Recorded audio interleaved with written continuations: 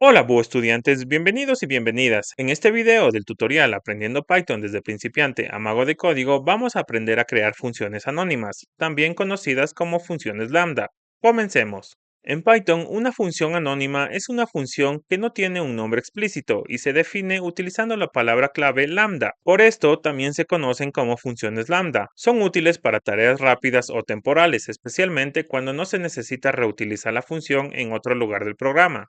La sintaxis es la siguiente: lambda, parámetros, dos puntos, expresión, en donde los parámetros son los argumentos que la función va a recibir. Estos pueden ser múltiples y los podemos separar por comas. Y la expresión es el valor que la función va a devolver. La expresión debe ser una única línea. Las características principales de las funciones lambda son: primero, que son compactas, son útiles para definir funciones en una sola línea. Segundo, que no tienen nombre, no requieren de un identificador, aunque pueden ser asignadas a una variable si es que esto es necesario. Y tercero, es que las funciones anónimas son limitadas, es decir, que solo pueden contener una expresión, no pueden contener varias líneas de código o declaraciones complejas. Vamos a ver cómo crear funciones anónimas en el código. Entonces venimos a nuestra carpeta o directorio curso de Python. Vamos aquí a crear otra carpeta o directorio que se llame 13 funciones anónimas. Abrimos Visual Studio Code aquí. Muy bien, ya se abrió Visual Studio Code. Venimos acá, vamos a crear un nuevo archivo que se llame funciones lambda.py. Minimizamos esta parte de aquí y vamos a empezar a crear el código. Entonces, para crear una función anónima, nosotros tenemos que utilizar una palabra clave que es lambda. Vamos a escribir aquí lambda. Bien, como ves tenemos autocompletado y vamos a darle aquí parámetros. Entonces vamos a ponerle a, b, ponemos dos puntos y ahora tenemos que hacer una expresión. Vamos a decirle que a lo multiplique por b, es decir, que obtenga el producto de a por b. Entonces ya está listo, guardamos hasta aquí y con esto acabamos de crear una función anónima, pero si nosotros tratamos de imprimir este código no va a hacer nada. Entonces vamos a poner control F5, seleccionamos Python Debugger. Como puedes ver, no se está ejecutando nada, es porque nosotros no estamos haciendo un llamado a esta función, pero si la función no tiene un nombre, ¿cómo podemos llamar a la función? Entonces, para esto debemos almacenar la función en una variable. Vamos a ponerle aquí product e igualar esto a la función. Entonces, ahora ya podemos llamar a la función. Vamos aquí a llamar a la función como se llama normalmente a una función y le pasamos aquí los argumentos que vamos a decirle 5,9, que estos valores corresponden a los parámetros de a y b. Entonces vamos a venir acá y bueno, esto vamos a guardarlo o almacenarlo en otra variable que diga producto-5-9. ¿Listo? Y lo estamos almacenando en una variable. Entonces ahora vamos a imprimir esta variable. Muy bien, guardamos, ejecutamos. Y como ves, ahora sí nos devuelve un valor que es 45, como lo puedes ver aquí. De esta manera nosotros acabamos de crear una función lambda. Vamos a corregir aquí esto, muy bien. Y como lo mencionamos en las características principales, esto solo es una línea de código. Entonces nosotros en una línea de código creamos una función. Luego esta función la almacenamos en una variable, que también lo podemos hacer. Y al hacer esto nosotros podemos llamar a la función utilizando el nombre de la variable. Es decir, aquí nosotros podemos ponerle otro nombre que sea producto en español, por ejemplo. Venimos, actualizamos acá. Y esto va a seguir funcionando. Entonces tenemos, listo, estamos bien.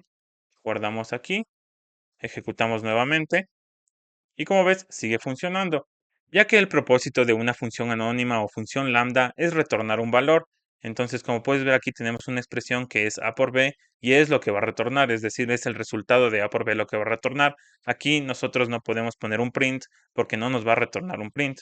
Entonces, el valor retornado se va a almacenar en esta variable que nosotros le acabamos de dar. Siempre por eso nosotros le tenemos que poner una variable para que se almacene el valor retornado dentro de la variable. O también nosotros podríamos hacer lo siguiente. Podríamos venir acá, poner un print. Bien. Y podríamos llamar directamente aquí a la función. Podríamos poner producto. Y llamamos, no sé, otros valores 6,8. Muy bien. Vamos a guardar, ejecutar nuevamente. Y como ves, nos imprime directamente el valor que está retornando esta función. Ahora, si nosotros creamos una función que se llame product y le decimos que, bueno, vamos a añadirle aquí dos valores que sean c, d y en 2 puntos, y queremos hacer lo mismo, tenemos que hacer return de c, d. ¿Listo? Entonces acabamos de crear la misma función, pero en este caso los parámetros son c y d. Y bueno, la función se llama product y acá le cambiamos el nombre a producto, ¿ya? En este caso, la función que tenemos acá abajo tiene un bloque de código dentro que se puede ejecutar. Es decir, acá nosotros podemos ejecutar un print en donde nos muestre el valor de la multiplicación o el producto que es de C por D. ¿Listo? Sin la necesidad de retornar. Perdón, aquí es por D.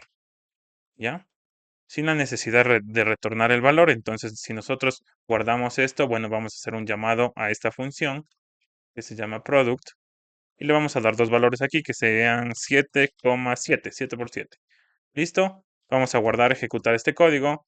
Y como ves, automáticamente, sin nosotros haber almacenado esto, se acaba de imprimir en consola. Y esto es porque nosotros aquí le llamamos a la función print para que nos muestre en consola el resultado antes de retornarnos el valor. Si nosotros quitamos esta línea de código, guardamos y volvemos a ejecutar, ya no se va a imprimir el valor. Esto se debe a que quitamos el print. Entonces, las funciones anónimas o funciones lambda no nos permiten hacer esto, ya que, como te mencioné, las funciones anónimas pueden tener muchos argumentos, pero su lógica se debe limitar a una sola línea de código, como lo vimos en este ejemplo de producto que tenemos aquí. Entonces, con esto ya puedes ver la diferencia que tiene una función lambda o función anónima con una función normal, que simplemente es que una función anónima se ejecuta en una sola línea de código, podemos almacenarla en una variable y llamar a la función a través de la variable, pero la función normal en este caso tiene un nombre que es distintivo de la función en sí, y nosotros podemos aquí implementar varias líneas de código. En la función anónima no, solo tenemos una sola línea de código. Y es así de fácil como nosotros podemos crear funciones anónimas o funciones lambda. Entonces vamos a hacer un ejercicio para practicar. Vamos a crear una función para encontrar la posición final de una partícula que está moviéndose con mRV. Entonces vamos a poner aquí posición final como comentario. Listo. Venimos acá y vamos a crear una función con el nombre xf, que es una variable. Listo. Y la vamos a almacenar aquí. Vamos a poner aquí lambda. Le vamos a pasar aquí varios parámetros como es la posición inicial. ¿Qué más tenemos? La velocidad inicial. Tenemos el tiempo. Y tenemos la aceleración. Muy bien. Y ahora queremos que nos evalúe. De acuerdo con la fórmula que puedes ver en pantalla, la posición final es igual a la posición inicial más la velocidad inicial por el tiempo más un medio de la aceleración por el tiempo al cuadrado. Entonces vamos a escribir esta ecuación aquí como la expresión que va a evaluar la función lambda. Entonces vamos a ponerle que posición inicial más velocidad inicial que multiplica al tiempo más un medio, vamos a poner esto entre paréntesis, que multiplica a la aceleración y esto va a multiplicar al tiempo, igual entre paréntesis, elevado al cuadrado. Perfecto, entonces terminamos de crear la función anónima que está almacenado en la variable xf que hace referencia a la posición final. Ahora vamos a hacer un llamado a esta función, vamos a crear una variable que se llame posición y le vamos aquí a llamar a la función lambda con los valores. Entonces a posición inicial le vamos a dar un valor de 30, velocidad inicial le vamos a dar un valor de 5, tenemos el tiempo, pongámosle 12. Tenemos la aceleración, que va a ser 1. ¿Ya? Y con esto vamos a imprimir entonces el valor que nos devuelve aquí de posición. Vamos a guardar, ejecutar. Y como puedes ver, nos acaba de devolver el valor de 162, que es el valor que está almacenado en la variable posición. De esta forma, nosotros podemos crear funciones anónimas con cualquier expresión que tengamos. En este caso, estamos utilizando un fenómeno físico que es del MRV. Así podemos implementar diversos temas que ocurren en nuestras vidas, ya puede ser para materias del colegio, para tus finanzas, para cualquier cosa. Entonces Python es muy útil para realizar programas que son personalizados por nosotros mismos y nos ayudan a automatizar nuestra vida. Muy bien, ahora te preguntarás, ¿para qué usaríamos funciones anónimas si tenemos las funciones normales, que ya las vimos en un anterior video e igual te las mencioné aquí? Pues como todo en la vida, las funciones lambda tienen su propósito, y estas son muy útiles al usarlas en funciones de orden superior como son map, filter, reduce, que esto lo vamos a ver en el siguiente video. De esta manera, las funciones anónimas reducen la necesidad de definir funciones completas para operaciones simples. Ahora que ya sabemos qué son, para qué sirven y cómo crear funciones anónimas, quiero que practiques. Crea dos funciones anónimas. La primera debe calcular el área de un triángulo y la segunda debe calcular la pendiente de una recta que pasa por dos puntos dados A y B. Aquí te dejo las fórmulas para que puedas implementarlas en tu código, pero si no estás muy familiarizado con estas, debes investigar y entender cómo funcionan, ya que esta es una parte muy importante de los programadores, investigar acerca de temas que no conocemos para poder implementarlos en nuestro código. Deja tu respuesta en los comentarios para que puedas revisarla. Y excelente, con esto terminamos este video. En el próximo video veremos qué son y cómo usar las funciones de orden superior. Y no lo olvides, suscríbete y activa las notificaciones para no perderte ningún episodio de Aprendiendo Python desde principiante a mago de código. Juntos vamos a abrir la puerta a un mundo de posibilidades. ¡Hasta pronto!